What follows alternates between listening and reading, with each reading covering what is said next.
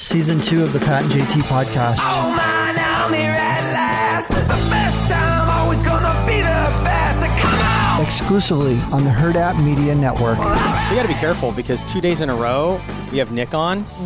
Twice We have in him the on same tomorrow week. again. Then we got to start paying him. Well, I'm trying to separately. Yeah, change the name to the pod. Right. Yeah, Right. Nick Get his contract. Nick and You know JT what? show. Actually, he's got another podcast he does with your fiance, Yes. which is the Emmy Is that Joe weird Show. saying that yet, fiance? I'm getting the hang of it. You still drop the girlfriend every once in a I while? do, and then she cringes. She doesn't like getting called. I bet. Why would think not? So it's like the Emmy Joe Show featuring Nick. Yes. So it'll be the Pat and JT Show featuring Yes.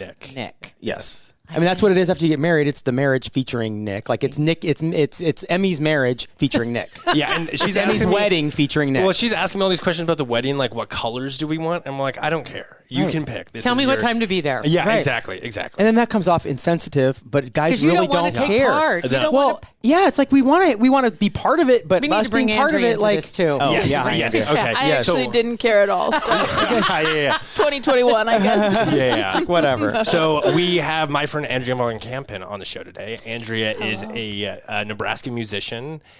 Just got done touring across the nation. Sweet. And has a Christmas show in Lincoln coming up. So that's it. Thank I was you for looking at having your me. website too, by the way. You got a lot of stuff on there, and if you get a chance, I was reading the about section of you, trying to get a little better feel for who you were, because obviously Nick had told us about you. But really cool. Really cool. Thank you for having me. Absolutely. Excited to be here. Because see, and then I was on your Facebook page just stalking, and Of course. Then on Naturally, Zillow, this you is paid that much for your house? your rent is you're getting ripped off. Yeah. But anyway, oddly on the Facebook page, you was a wedding song that she was doing, just sitting jamming in her living room, and which I thought, ironically, as you guys are sitting here talking about Nick's wedding, and that you just want to show up and be there and just be on time. What are your colors, by the way? I don't know. I'm actually neutral beige. Okay. I believe is Okay. but also that's not final. Okay. Yeah. Got Okay. it. Yeah. I know. It's not, Don't it's not buy that guys, anything yet, guys Pat. don't care, but we don't have enough input in that conversation to change anything. You know, I'm like, I wouldn't say like, I want this color because I don't know the difference. And you're I on it wish the same way, you right? would come to the table and say, I want periwinkle and what is That sounds and delicious. blush. What the hell's periwinkle? Periwinkle and blush. It's it's between purple and blue. Oh, it is? Well, I know those two colors don't go together. They do. Periwinkle and blush. Periwinkle and Do blush. they? That'd be like pink and purple and blue. Okay. Sure. What was the name of? Gosh, I'm trying to think. Steel Magnolias. Julia Richards. What? Julia Child? I almost said Julia Roberts? you mean? Roberts. I was thinking that other movie. I know. Yeah, this whole thing is going Julia over my head. Louise I have no Dreyfus clue. is the only other Julia I know.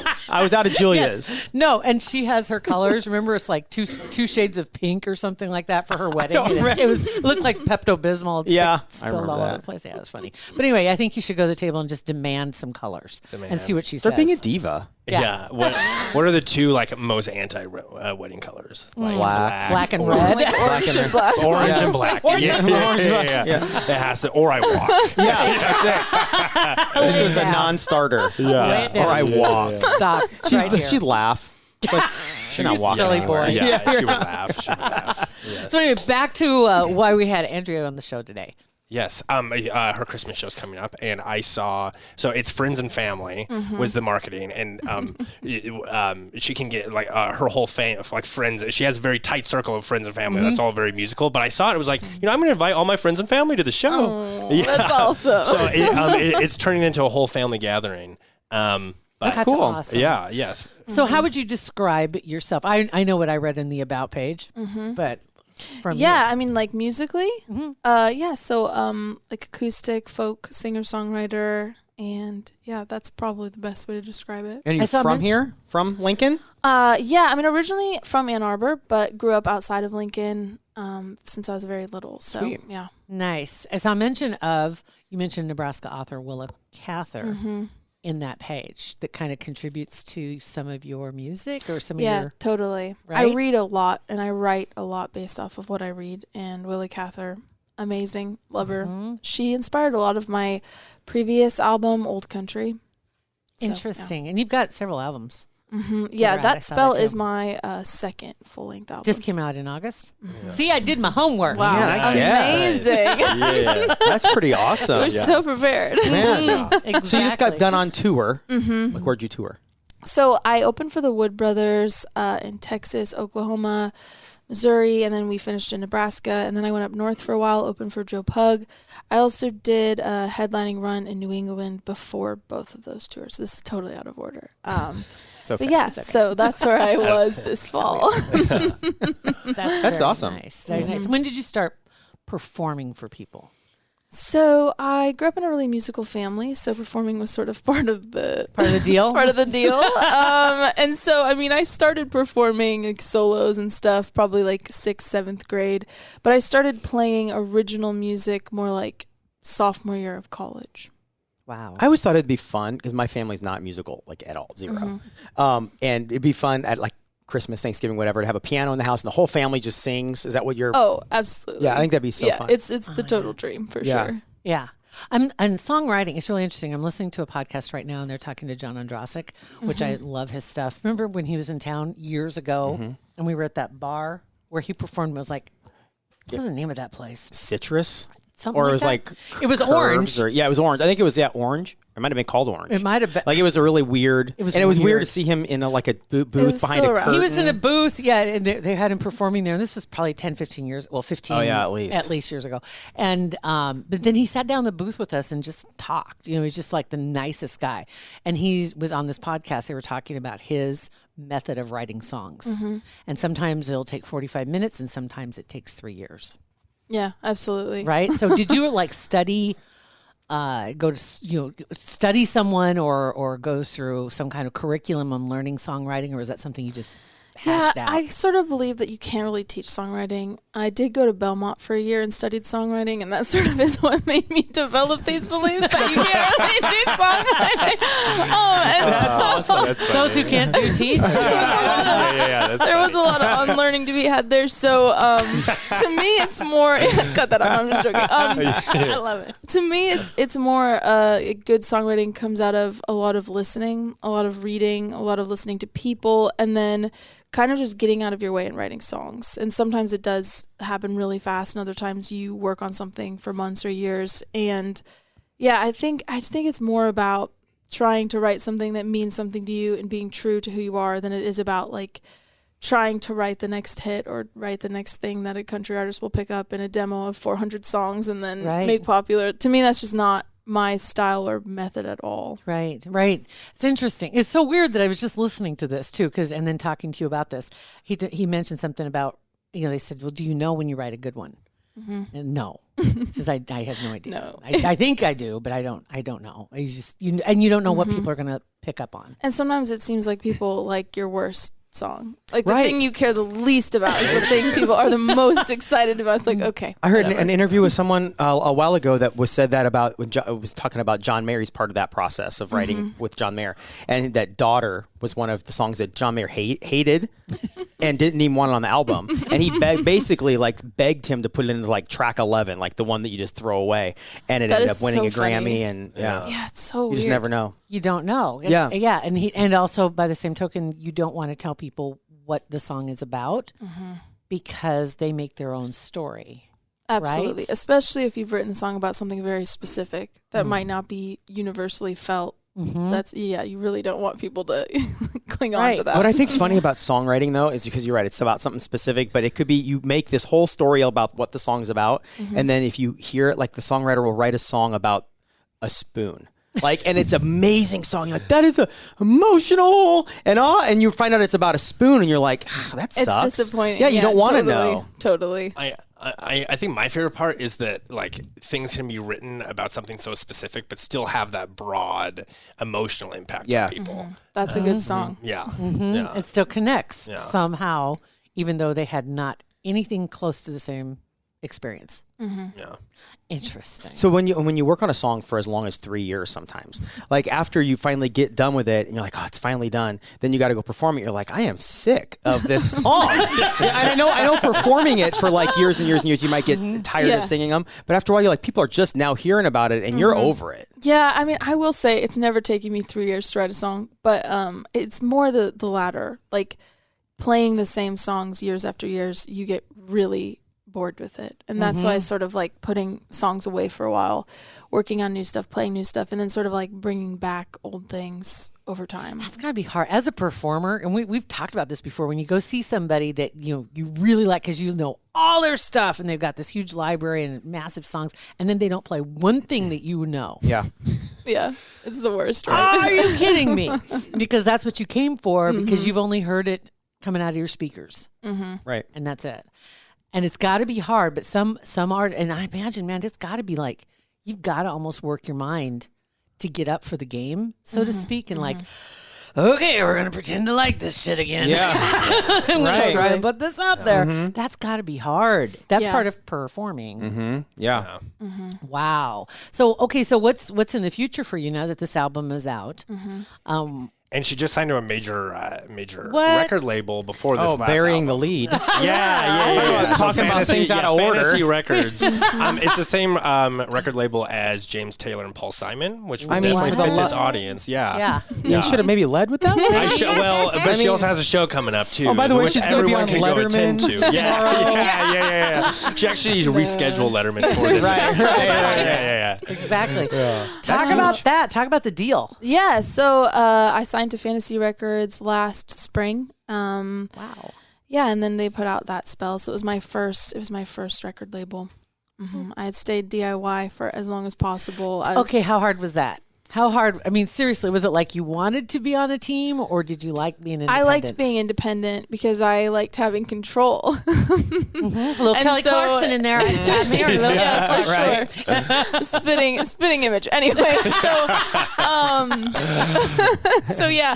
Well, I had put out my first EP and it did pretty well on Spotify, which I sort of thought was normal. But then as I started to do more research, I realized that it was really rare for things to sort of just be picked up from like a nobody putting out folk songs from Lincoln, Nebraska, who was still in college. And so I was sort of like, well, I'll just sort of pursue this and see where it goes. And I decided that I wasn't going to take the leap to a label until I literally couldn't do everything I needed to do anymore. So for 5 years, the team was very small and we sort of controlled everything ourselves, which was great in some respects, but also the job just became way too much. That happens to a lot of small businesses. Yeah, right, I mean, exactly. it's the same thing. I'm just thinking out loud because we Right. were just acquired like a year and a half ago by Hurrdat. Okay. And we had a small business, and we were at that point where we couldn't do any more of what needed to be done on the next level. Yeah. And we needed something had to happen. Yeah, and you want to focus on the stuff that you're good at too. Like you don't want to be Right. like going through QuickBooks and trying to do like LLC That type was my thing. entire life was QuickBooks. Yeah, exactly. Oh, I'm with you there. Awful.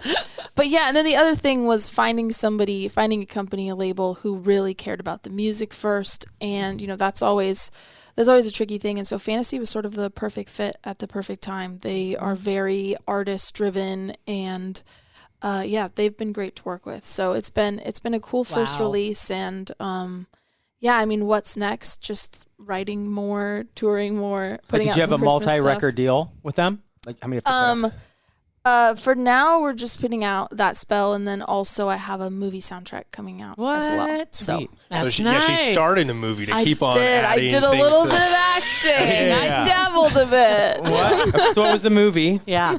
When, Okay, so the movie. I feel like we're doing this backwards. Yeah. The movie is called Montebello. It's set in a town in Sicily. We shot it 2 years ago in Sicily, and I wrote the soundtrack to it. And so part of the fantasy thing was that they'll also release this. So, and nice. pretty sure that there'll be distribution on this film, hopefully 2022. So Wow. can't say that's any awesome. details, but I think it will be coming out in 2022 along with the album. The director is from Nebraska, which is how you. Yeah, he went to UNL. Yeah. Really? Alexander Jeffrey, yeah. I almost thought you just said Payne. like Alexander Alexander Payne. Okay, we really backed this up. Nick, you are a terrible interview. Should've friend. let- right? Wow. Yeah, that's my awesome. God. So that's really cool. What else has he done? Alexander Jeffrey. He's done a lot of stuff. This was actually his first feature film, though. He's done a lot of short films. Had some stuff, I think, like in Tribeca and Wow. a lot of like festival sort of stuff. So yeah, he's So done a lot. okay, so writing a soundtrack for a movie, do you write the soundtrack after the movie's out to get the vibe of the movie, or does the movie vibe come from the soundtrack? A little bit of both for this one. So I had like 4 written before I went, but then some of them had to be written after the experience. So then I finished up the rest of it when we were done shooting. That would just, to me, is like mind blowing because I wouldn't even, where to even start. You think about that when you're watching some movies, how it drives some scenes, Yeah. and the scene would I will be say you start with reading the script. Okay. That is the first thing you do. So, you know, If we're this in ever Italy. happens to you, that's where I would start. Step one, probably a good idea. Yeah. That's a good tip. Without a doubt. Very good tip. It is. There are some movies without the music, the movie dies. For sure. I mean, there are definitely. I'm not going to say that's this movie, but But yeah, I mean that's because it can have that much control. yeah, and there's a lot of music in this movie because it's about a singer. So yeah. Good. Probably good. That's awesome. My gosh. So okay, there was something else I was just going to ask you. And it just flipped right out of my head. So with a Christmas show, when do you think it's Thanks, appropriate? Nick. Yeah. Yeah. While you think. Yeah. When is it appropriate to start playing Christmas music? Well, I think today. I think November 1. All right. So I think after Halloween is appropriate. I mean, I'm not going to go crazy on socials, but I am going to start sharing some Christmas music. And then I think after Thanksgiving is where you can really... Yeah, doors for are off. sure. Yeah. For sure after Yeah. Thanksgiving. Is Well, that was great the Christmas one. That's right. You have a Christmas album. Yeah, I have 2 songs coming out. They will be out on November 12th. night. Okay. Very Friday. good. Friday. I think that's a Friday. So yeah, I wrote a new Christmas song, which was fun. And then I have like a old time cover. That's got to be hard writing a new Christmas song because it's so rarely. You know what I mean? It's like It's pretty daunting. There's 92 songs and everybody sings 5 different versions of them, right? And Yeah. that's it. And those are all the Christmas songs. And every once in a while, that's a big thing to take on. Yeah, it really is. I'm hoping eventually one Christmas song I write will become a classic. But that's, impossible. So I'll just keep writing originals until keep someone writing, right? Keep just writing. make the odds more in my favor. Exactly Yeah. right. So do you know a lot of other, this is what I was going to talk about, was other native Nebraskans that are working in the music business. Do you ever work with any of them? And have you ever had the opportunity to meet That's a them? good question. who I was thinking of obviously is Tim Halpern. He was on Idol Oh gosh, forever ago. long time ago. And your show, he was on your show a few times. Yeah. Right? Yes. Yeah. He was like, he was our home band, our house band for our show, basically. But he was on Idol. J-Lo was on at that time. Yeah, that so time. It would, right? Yep. And then And, he's just a great singer anyway, great songwriter, and now he writes for TVs and for movies. That's and, cool. and he writes for other people. And he was on the show Songland. I don't know if you watch that show on NBC. Oh, that's familiar. That name Yeah. is familiar. It's for songwriters. And then they take them and either rework them. And that's basically what they're hoping that they do is they'll rework and then they'll end up using their song. But yeah, he was on that. Yeah. And he's had several TV shows he's done. He moved to Nashville. Interesting. Yeah, I mean, but- honestly, I don't meet a lot of people from Nebraska. It's always sort of shocking when I do. It's always people Yeah. who used to live here and then moved and have been gone for a really long time. Dang it. Or more Yes. than that, it's like, oh, I know someone from Nebraska, and then like we realize they're talking about Iowa. Like that happens a lot as well. So It's like, let's make what's the distinction? Big distinction. everyone always tells me they've been to Nebraska, and I'm almost always certain they're not thinking of the right place. You mean Kansas? Yeah, right. Got it. But Okay. but yeah, no, I don't know if it's maybe the genre or sort of the time in which I'm making music that makes it a little Right. bit less likely, but I'm not sure. There used to be. I know there was a while there when there was several. We had several that we were working with or talking to. There was a lot of local. Well, also the last year and a half has really sucked for anybody who makes music because they Totally. can't perform. And trying to get creative with ways to still get your music out and still For sure. perform, right? So I would imagine that probably took a few people out of commission. Probably. Well, and I work with a lot of people locally in terms of making the music. Like I record at Silver Street in Ashland, and That's my hometown. oh really? Yes. That's awesome. And Such the a same cute studio town. Emmy works at. Right. Yes. Such a cute town. Isn't it? It is cute. They've done a really good job. They Yeah. really have. It is a neat little downtown and neat Yeah, little it's area. really adorable. That's Do you know? cool. Do you have any information about the alien abduction that happened? Oh, get a load of this. Oh, good Lord. You were asking the. Oh because my God. man, I've been doing some independent research on this the last couple months, and I just I'll really. send you some links. So it took. Are you like related to the person? Yes. Oh my Yes. gosh! Yes, it took place on her parents' land, right? Oh, I've come to the right place. Yes. Wow. You have found your tribe. yeah. Wow. Yeah. I just found out about this like 3 or 4 years ago that this even happened. Really? I found out like a couple months ago. I grew up there. You Yeah, know, and that's I'm like, crazy. nobody ever talked about it. But the reason why is because at that time and all the time I was growing up, nobody would talk about it because it was seen as you're cuckoo. Okay, right. No, you're not going to talk about, and that's why he ended up basically getting driven out of town. That's so sad. You know, and he left, and his family's still around. But it's incredibly sad because everybody was like, this guy is a loon. You know, that nobody would believe him, and to think that was. Oh my God, what a horrible way to live. But anyway, now more and more people are talking about it. And then you had the government dump of all the information about UFOs and all that good stuff that came out, a year ago? Yeah. About. 18 months ago, whatever. And so people start talking more. And then lo and behold, the stupid stirrup ends up with a theme about aliens. And the stirrup is the town celebration that they do every year. This is how I learned about Oh, it. okay, Right? okay, okay. So And they- they had T-shirts and stuff. Yes. And wasn't there Yes. a book written about it? There's a book I about have it. to read that book. There's, I mean, just all the stuff and how it happened and what he saw and what he logged and he wrote everything down and how it all, yeah, it's just crazy. And I'm like, how could I not? Nobody even, my dad grew up in that town. It's Yeah, like, that's wild. how do I not know about this? It's not like we don't have roots. I mean, we've Yeah. been around, and it was on their property. On your parents' property. Yeah. Wow. That and was do a- they still have that property? Yeah. Okay. And like Pat, first thing he says is, you could have been making money on this and had a souvenir stand and you could have, and all T-shirts, bibs. And I mentioned it to mom and So dad, true. and they're like, "Oh God, Gene, how many times have people asked if they could come on the property to go see that?" You know, I'm like, "What? That's crazy. Right. I mean, you could have had a, what are those things? Hay rack ride tour. Heck yeah, could have had all kinds. Man, we could have Never done too some- late to start. right? Yeah. Now that everybody knows, but yeah, crazy. Yeah. So Okay, I got to read the book. yes, I'm going to do it. absolutely, and it's definitely worth it. It's quite the story. Fantastic. That's so funny That is funny. I mean, that's ironic. Of all so things. ironic. So funny. Yeah. Things to bring up. and funny too is we had just this week had talked to Andy Myers.